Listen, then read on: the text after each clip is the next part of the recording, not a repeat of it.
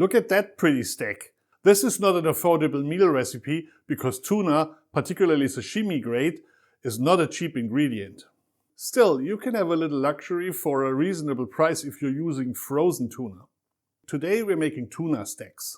I'm already cooking a medium grain rice. This is a Calrose behind me on the stove. In the meantime, we're gonna prep what few ingredients we need. This is gonna be a quick recipe. You'll need a couple of nori sheets.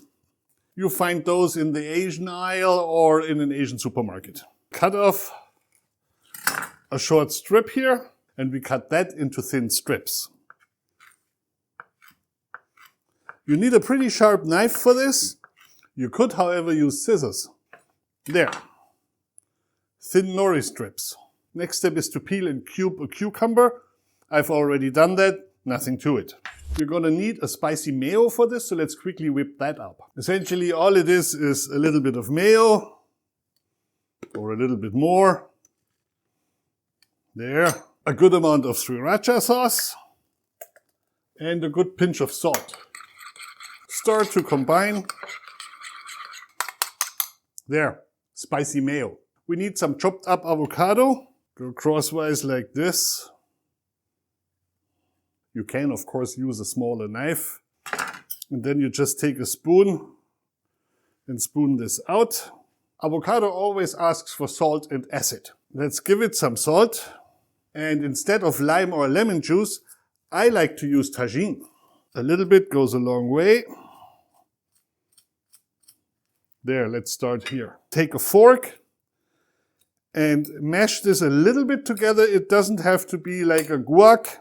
You want everything combined, but you still want some pieces here. Set that aside.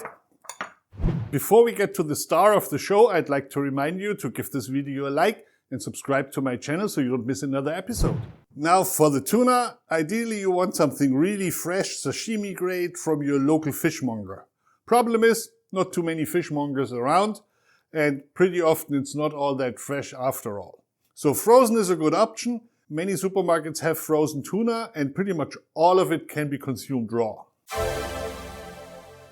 When you defrost frozen tuna, pop it into the fridge. Like with all meats or seafood that you want to defrost, move it from the freezer to the fridge, preferably a lower part of the fridge, and let it thaw slowly over the course of a day. I'm cutting my tuna into cubes, no bigger than ½ an inch. Let's chop up some green onions and keep some as garnish for later. You want these chopped fine. And into the tuna they go. Add a few sesame seeds, a dash of mirin, and you'd need some kind of hot pepper. I'm using Togarashi. That's the Japanese version. Of course, you can use Korean or you can just use the regular plain red pepper flakes. Add a little dash of soy sauce, maybe a tablespoon's worth. Then a little dash of toasted sesame oil. Let's stir this together and put it back into the fridge to marinate. I'm just quickly cutting the green onion for garnish. I do this as a very steep angle. This looks kind of cute. Of course, again, you can do this much easier with scissors. The rice is cooked. What you have to do now is cool it off and actually mix in a little bit of seasoned rice vinegar.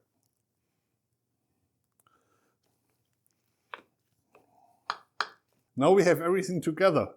Told you, this is going to be a quick one. For assembly, you need a ring mold. Looks like this. It's just a metal ring. Now, a plate. Let's put a sheet of nori underneath. Ring on top. Carefully push in a layer of rice. You have to hold this down. The rice should be about 1/3 of the height of your mold. Next, add a few cucumbers. This should be a single layer, and maybe not even a layer, just a few with space in between, into which we're going to push our mashed up avocado. Now it's time for our marinated tuna. And if your ring mold isn't tall enough, like mine, you hold everything down and pull a little on the ring. See? And now we have enough room for our tuna. Ladle in the tuna. Push it on. Lift it up. And there's your stack.